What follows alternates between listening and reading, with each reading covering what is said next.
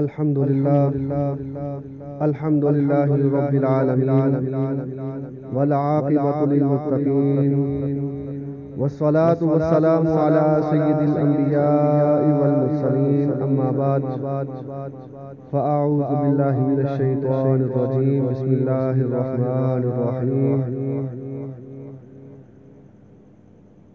الف لام میم ذالک الکتاب لا ریب فیہ ھدی للمتقین صدق اللہ مولانا العظیم ان اللہ وملائکتہ یصلون علی النبی یا ایھا الذین آمنوا صلوا علیہ وسلموا تسلیما اللهم صل على سيدنا ومولانا محمد وعلى آل سيدنا ومولانا محمد كما تحب وترضى له. کتابوں میں جو افضل ہے اسے قرآن کہتے ہیں. کتابوں میں جو افضل ہے اسے قرآن کہتے ہیں. اسے جس نے اتارا ہے اسے رحمان کہتے ہیں. کتابوں میں جو افضل ہے اسے قرآن کہتے ہیں. اسے جس نے اتارا ہے اسے رحمان کہتے ہیں. سجا لے جو اپنے سینہ میں اس کو اسے حافظ قرآن کہتے ہیں. اللہ جل جلالہ اعظم شانہ کی حمد و ثنا اور امام الانبیاء تاجدار انبیاء تاجدار ختم نبوت حضور خاتم النبیین شفیع المذنبین رحمت للعالمین احمد مجتبی جناب محمد مصطفیٰ صلی اللہ تعالی علیہ وسلم آپ کی بارگاہ مقدس میں درود و سلام پیش کرنے کے بعد معزز و محتشم سامعین و حضرات، شہر رمضان الذی انزل فیہ القرآن،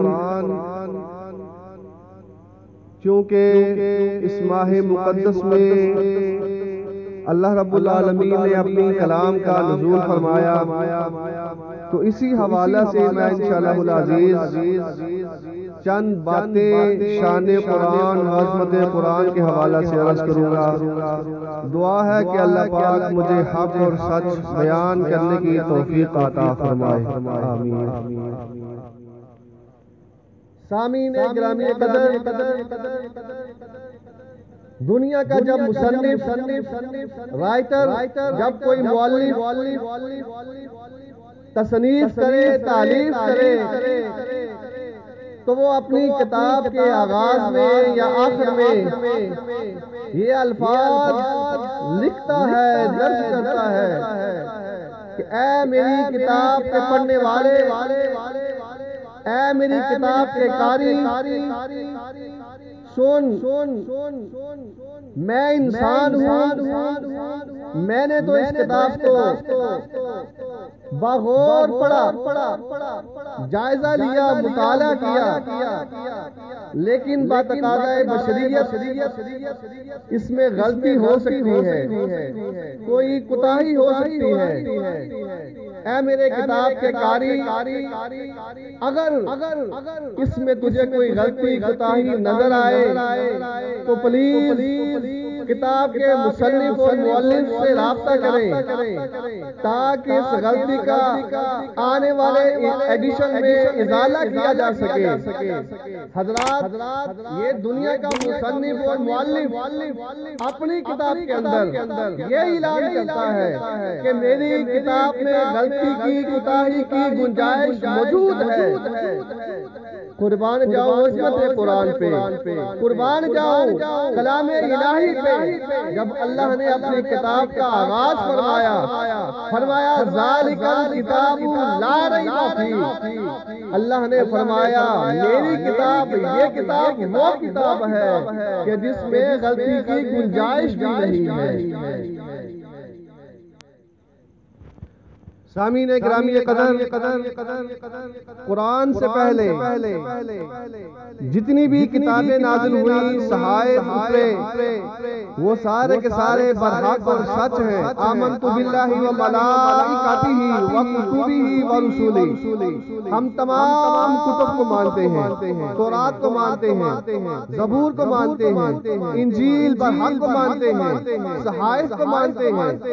لیکن حضرات گرامی جب تورات نازل کرنے کی باری آئی تو اللہ پاک نے جناب موسیٰ علیہ السلام سے فرمایا، موسیٰ کوہ طور پہ آ۔ حضرت موسیٰ کوہ طور پہ گئے تو اللہ پاک نے آپ کو کتاب التورات عطا فرمائی۔ حضرت داؤد علیہ السلام کو ان کے عبادت خانے میں کتاب الزبور عطا فرمائی۔ حضرت عیسیٰ علیہ السلام کو انجیل ان کے عبادت خانے میں اللہ پاک نے عطا فرمائی۔ قربان جاؤں، جب آمنہ کے لال کی باری آئی، جب فاطمہ کے بابا کی باری آئی، جب حسنین کے نانا کی باری آئی، میرے آقا اگر مکہ میں ہے تو قرآن مکہ میں آیا۔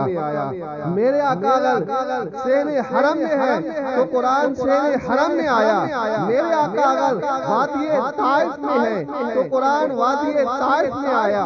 اگر میرے آقا مدینہ میں ہے تو قرآن مدینہ میں آیا۔ میرے آقا مدینہ کی گلیوں میں ہے تو قرآن مدینہ کی گلیوں میں آیا۔ میرے آقا اگر جنگ بدر میں ہے تو قرآن جنگ بدر میں۔ حضرات محترم، پہلے نبی، پہلی کتابیں، سامعین محترم، حضرت موسیٰ علیہ السلام، آپ کتاب التورات کو لینے کے لیے کوہ طور پہ جانا پڑا۔ جناب عیسیٰ علیہ السلام کو انجیل لینے کے لیے مسجد میں رہنا پڑا، اپنے عبادت خانے میں رہنا پڑا۔ حضرت داؤد علیہ السلام کو کتاب الزبور لینے کے لیے مسجد سے باہر نہ جانا پڑا۔ پتہ چلا وہ کتابوں کو لینے کے لیے پیچھے پیچھے جاتے تھے۔ میرے آقا جہاں پہ جاتے تھے قرآن پیچھے پیچھے آتا تھا، حتیٰ کہ اگر میرے آقا ام المومنین کے بستر پہ ہے تو قرآن وہاں پہ آتا۔ معزز و محتشم سامعین و حضرات، کتاب الزبور برحق، کتاب الانجیل برحق، کتاب التورات برحق، صحائف انبیاء برحق، لیکن اللہ نے ان کتابوں کا ذمہ، ان کی حفاظت کا ذمہ خود اپنے پہ نہیں لیا۔ قربان جاؤں قرآن کی شان پہ، عظمت قرآن پہ۔ حضرات گرامی، اللہ پاک نے ارشاد فرمایا، انا نحن نزلنا الذکر و انا لہ لحافظون۔ اے محبوب، ہم اس قرآن کی حفاظت فرمائیں گے۔ معزز و محتشم، اسی لیے تو کہتا ہوں کتابوں میں جو افضل ہے اسے قرآن کہتے ہیں۔ کتابوں میں جو افضل ہے اسے قرآن کہتے ہیں۔ جس نے اتارا ہے اسے رحمان کہتے ہیں۔ سامعین، یہ قرآن جس نبی پہ اترا وہ سب نبیوں کا سردار۔ ما کان محمد ابا احد من رجالکم ولکن رسول اللہ و خاتم النبیین وکان اللہ بکل شیء علیما تلک الرسل فضلنا بعضهم علی بعض۔ یہ کلام جس نبی سے اترا وہ سب نبیوں کا سردار، جو فرشتہ لے کر آیا، نازل بہ الروح الامین، وہ فرشتوں کا سردار۔ جس مہینے میں اترا وہ مہینوں کا سردار، شہر رمضان الذی انزل فیہ القرآن۔ یہ قرآن جس نبی پہ اترا وہ سب نبیوں کا سردار، جو فرشتہ لے کر آیا وہ سب فرشتوں کا سردار۔ جس مہینے میں اترا وہ مہینوں کا سردار۔ جس رات میں اترا، لیلۃ القدر خیر من الف شہر انا انزلناہ فی لیلۃ القدر۔ جس رات میں اترا وہ رات راتوں کی سردار۔ خیرکم من تعلم القرآن وعلمہ، اور جو شخص اس قرآن کو پڑھے گا وہ انسان سب سے بہترین انسان قرار۔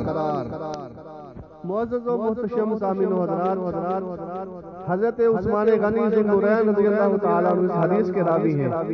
امام الانبیاء فرماتے ہیں خیرکم من تعلم القرآن وعلمہ۔ اے صحابہ، کسی عظیم اور مقام اور مرتبے والے انسان کو دیکھنا ہو تو اس شخص کو دیکھو جو قرآن کا قاری ہے، جو قرآن کو پڑھتا ہے اور دوسروں کو پڑھاتا ہے، جو قرآن کو سیکھتا ہے اور دوسروں کو سکھاتا ہے، وہ بڑا عظیم شخص ہے۔ معزز و محتشم سامعین و حضرات، آئیے سماعت فرمائیں عظمت قرآن۔ میرے خالق اور مالک نے رب رحمان نے ارشاد فرمایا وما خلقت الجن والانس الا لیعبدون، کہ انسان کی تخلیق کا مقصد اللہ کی عبادت کرنا ہے۔ اور حضرت نعمان بن بشیر رضی اللہ تعالیٰ عنہ اس حدیث کے راوی ہیں، فرماتے ہیں کہ نبی کریم صلی اللہ تعالیٰ علیہ وسلم نے ارشاد فرمایا افضل عبادت امتی تلاوت القرآن۔ فرمایا امام الانبیاء نے کہ میری امت کی سب سے افضل عبادت وہ قرآن کی تلاوت کرنا ہے۔ اور دوسری حدیث کے یہ الفاظ ہیں افضل عبادت امتی قراءت القرآن۔ فرمایا میری امت کی بہترین عبادت قرآن کی قراءت کرنا ہے۔ گرامی قدر حضرات، دنیا کی آپ کوئی بھی کتاب اٹھائیں، کوئی بھی کتاب پڑھ لیں، چاہے مڈل کا نصاب ہو، میٹرک کا نصاب ہو، بی اے کا، ایم اے کا، دنیا کی کوئی بھی آپ کی محبوب ترین کتاب ہو، آپ اسے ایک دفعہ پڑھیں گے، دو دفعہ پڑھیں گے، تین دفعہ، چند بار پڑھیں گے، پھر اس کے بعد اس کتاب کو بند کر کے تھپ کے الماری میں رکھ دیں گے۔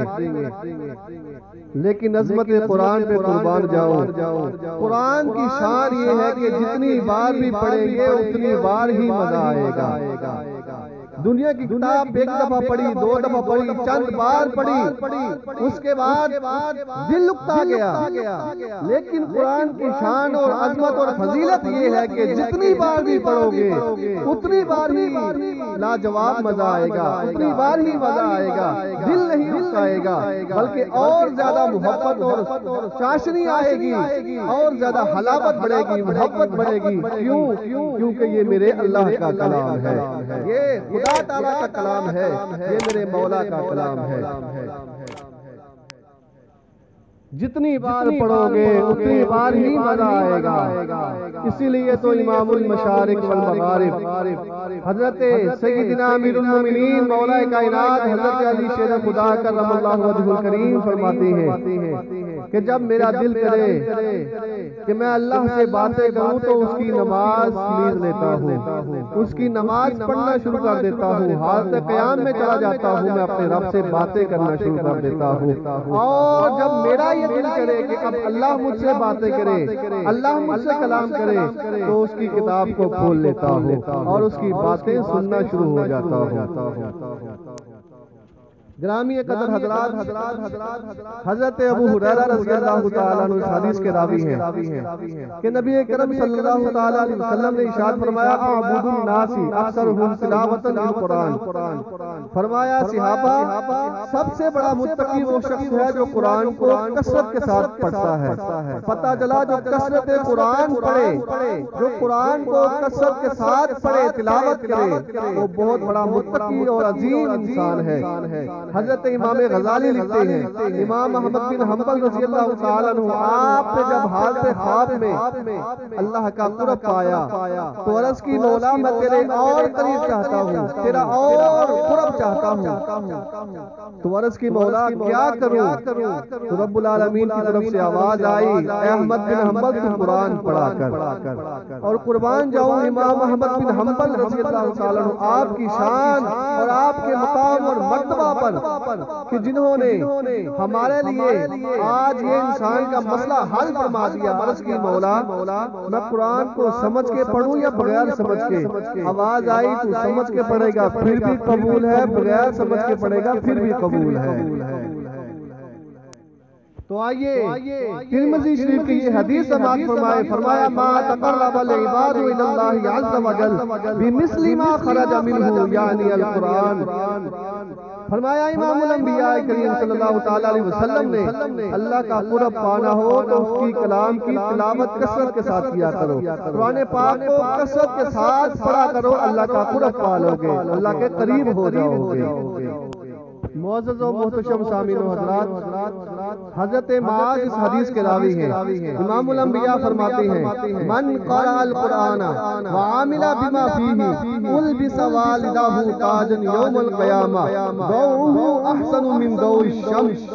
فرمایا امام الانبیاء نے من قرأ القرآن وعامل بما فیہ، فرمایا جو قرآن کو پڑھے گا، پڑھنے کے بعد اس پہ عمل کرے گا، قیامت کے دن اس کے والدین کو تاجن یوم القیامہ البس والدہ، ان کے والدین کو ایسا تاج پہنایا جائے گا کہ جس کی روشنی احسن من ضوء الشمس، جس کی روشنی سورج کی روشنی سے بھی زیادہ ہوگی۔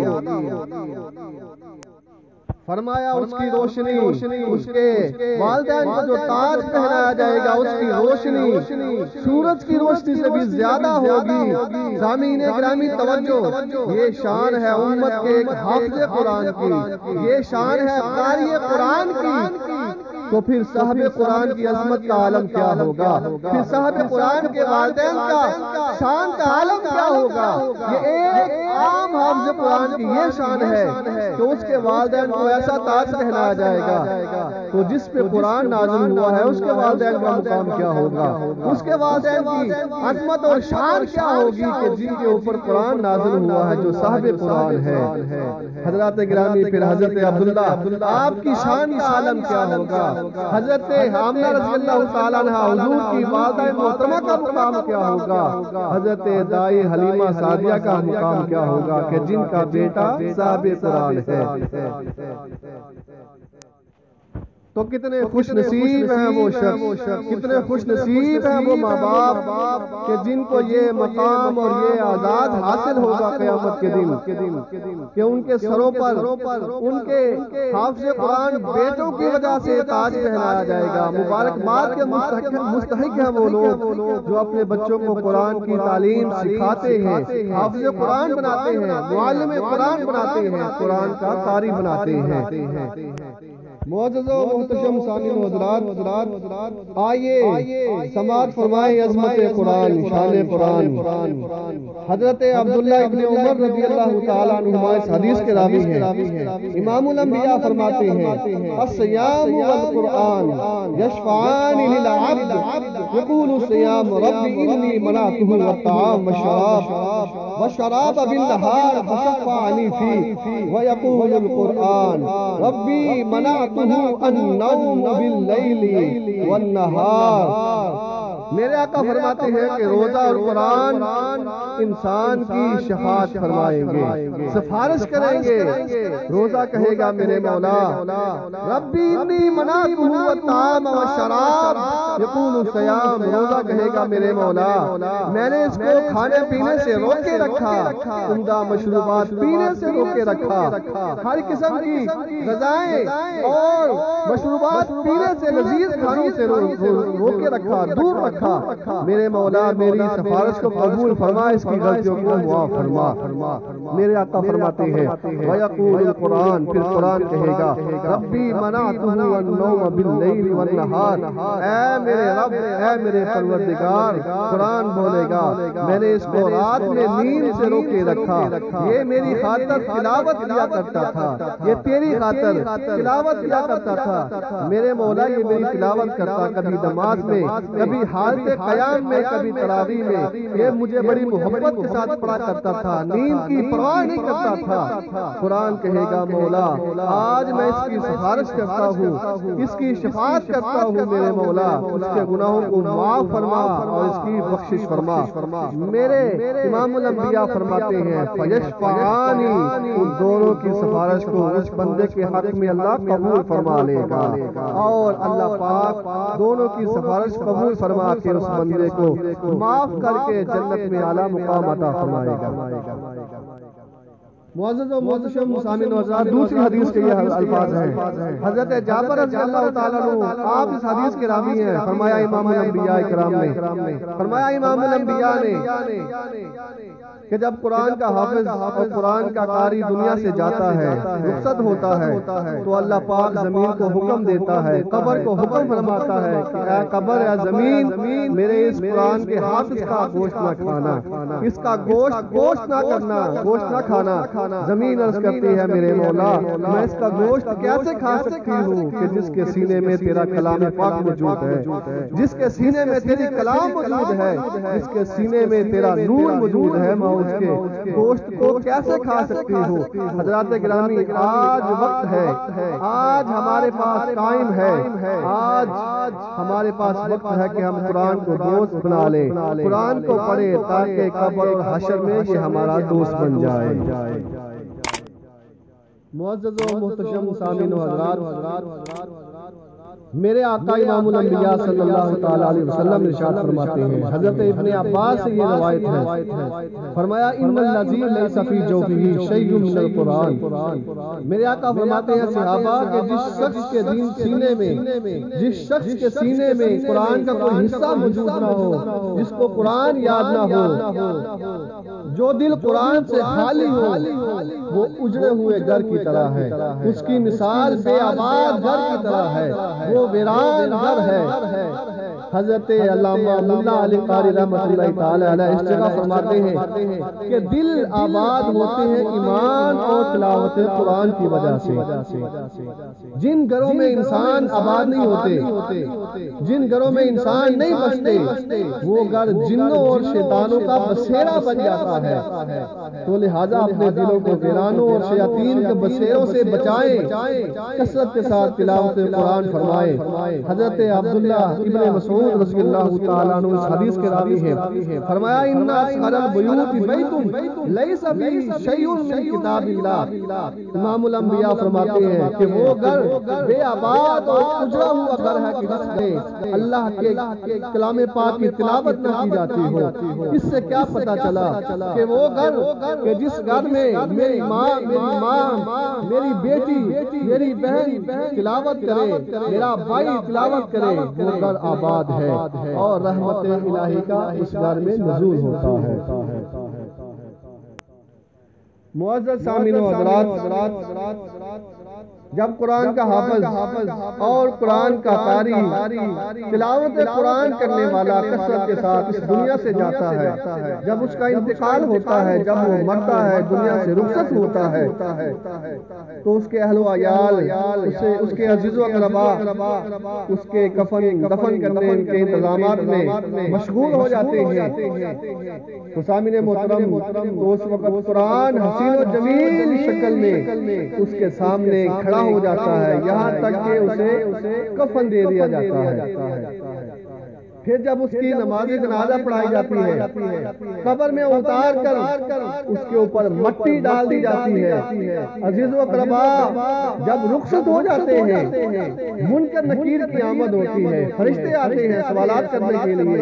ادھر جب فرشتے آتے ہیں منکر نکیر سوالات کرنے کے لیے، تو ادھر سے اللہ پاک کی کلام بھی آ جاتی ہے، قرآن بھی آ جاتا ہے، فرشتوں اور حافظ قرآن کے درمیان میں حائل ہو جاتا ہے، درمیان میں آ جاتا ہے۔